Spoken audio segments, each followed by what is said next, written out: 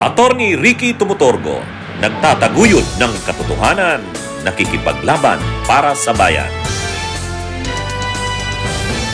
Bakit galit na galit ang mga supporters ni Duterte kay Attorney Joel Butuyan?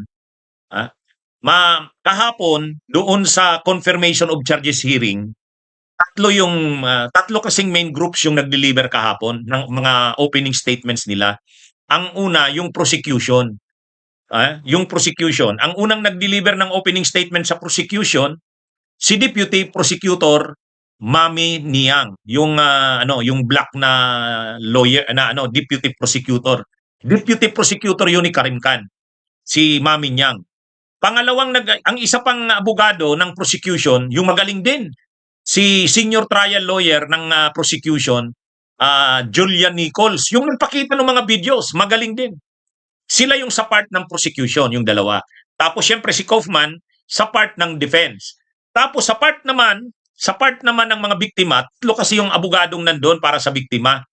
Ang isa doon, yung babae, foreign lawyer, Paulina Maceda ba yon? Paulina Maceda. Pagkatapos si Attorney Andres, Pilipino din yon, saka si Attorney Joel Butuyan. Para sa lawyers ng mga biktima, ang nag-deliver ng opening statement, si Attorney Joel Butuyan. Ngayon, bakit mainit ang mga DDS kay Attorney Joel Butuyan? Sabi kasi ni Attorney Joel Butuyan, mga kabunyog, ang impunity na pinakalat ni Duterte sa ating bansa, sa lipunan natin, grabe na kalala. Yung mga kultura tungkol sa pagpatay, tungkol sa war on drugs, nag-create na yan ng mga mini Dutertes.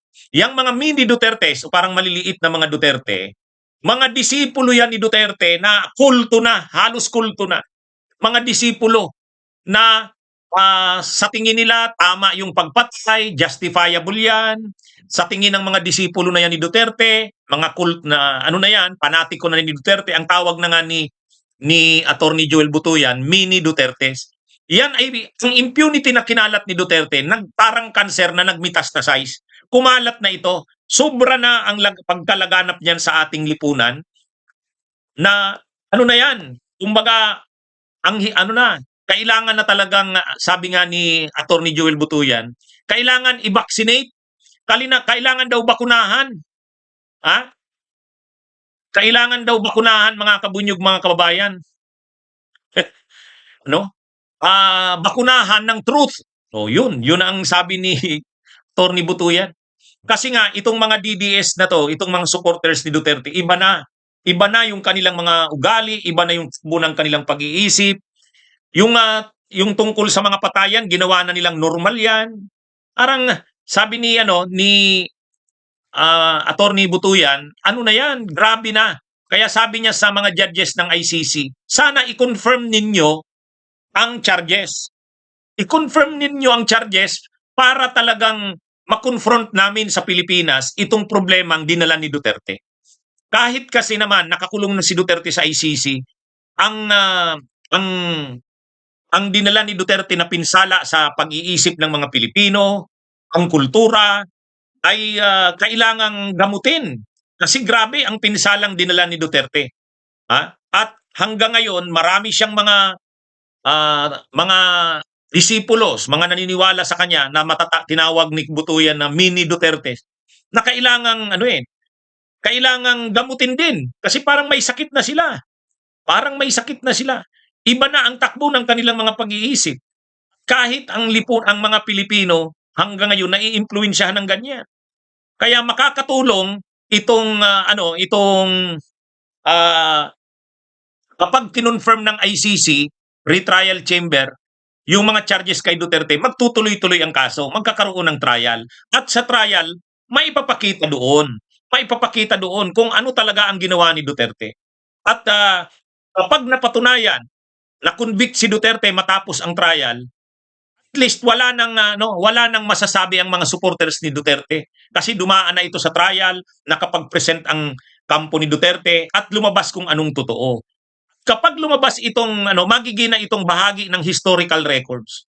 Ang kasong ito ay magiging bahagi na ng historical records na maituturo sa mga Pilipino, lalo na sa mga bata at sa susunod na mga henerasyon. Kaya sabi ni Attorney Joel Butuyan, tulungan, nakikiusap siya sa pre-trial chamber judges, confirm ang charges para magtuloy sa trial. Para makatulong sila na yung sakit na lumalaganap sa Pilipinas ngayon, na dala-dala ni Duterte, kahit papano ay ma-cure. O syempre, galit yung mga DDS doon kasi parang sinabi mong silang mga DDS ang may dala ng sakit sa Pilipinas. Kaya sabi ni Attorney Martin Delgra, napanood ko yung interview, sabi ni Attorney Martin Delgra, hinihingi namin kay Attorney Joel Butuyan, mag-apologize siya sa pagtingin niya sa amin na mga supporters ng Duterte na parang cancer, parang nagkalat na cancer, na kailangang gamutin. Nakaka-insulto ang ganung sabi niya, sabi ni Attorney Martin Delgra. Pero sa tingin ko, hindi mag-a-apologize yan si Attorney Joel Butuyan. Kasi totoo naman yung sinasabi ni Attorney Joel Butuyan. Totoo naman yun. Imagine nyo nga naman ang nangyari sa atin sa Pilipinas. Tayo ay isang Kristiyanong bansa, mga kabunyog. Kristiyanong bansa tayo. Pero, tayo? Karamihan, Katoliko. Tayo lang yata ang Christian country sa Asia. Mga kabunyog. Yan ang totoo diyan.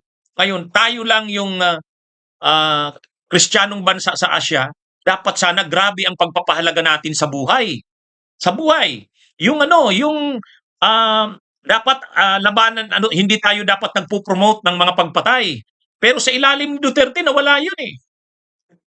Nawala yun. Ang mas lumaganap na kaisipan ng mga Pilipino, normal ang pagpatay at tama lang yan. Justifiable ang pagpatay. Total naman, mga adik yan. Mas grabe ang dinadalang pinsala niyan sa lipunan. Ganun yung lumaganap na mga kaisipan. Yung right to life na pinapahalagahan sa turo sa atin ng mga Kristiyanong katuruan ay wala na, parang wala na yun. In fact, marami nga mga nakapag-aral, mga educated na Filipinos, mga professionals na paniwala din ni Duterte. Kaya tama yung sinasabi ni Attorney Joel Butuyan. Ang kailangang gamutin sa Pilipinas, hindi lang yung mabigyan hustisya yung mga biktima. Kailangang isaayos din ang ating bansa. At makakatulong ang ginagawang ito ng ICC kasi lalabas dito ang totoo. Lalabas dito ang totoo. Binibigyan mo ng pagkakataon ang kampo ni Duterte. Mag-present kayo ng mga ebidensya nyo. Magagaling, naman yan? Foreign lawyers yan, sila Kaufman. Nagbayad sila Duterte dyan. Pagkatapos niyan, makikita dyan. Anong totoo? Ano ba talaga ang totoong nangyari sa bansa natin? Kung ano man ang lumabas dyan sa hearings na yan, maituturo yan sa ating mga eskwelahan. Matlalaman dyan ng ating mga kababayan ano ba talaga ang nangyari sa bansa natin. At least magkakaroon ng closure. Kasi sa ngayon, parang may debate pa sa bansa natin. Sino ba ang nagsasabi ng totoo? Sinong nagsasabi ng tama? Sinong nagsisinungaling? At least dyan lalabas sino ang nagsasabi ng totoo. Ano ang totoong nangyari. Kaya sabi ni Attorney Joel Butuyan, pakiusap niya sa mga judges, i-confirm ang charges para mag-proceed sa trial. At pagkatapos ng trial, lalabas kung anong totoo. At yan ay magiging hindi lang mabibigyan ng hustisya ang mga biktima, kundi magkakaroon ng closure sa ating bansa ang nangyari, yung madugong pangyayari sa panahon ni Duterte. O yan mga kabunyog, mga kababayan.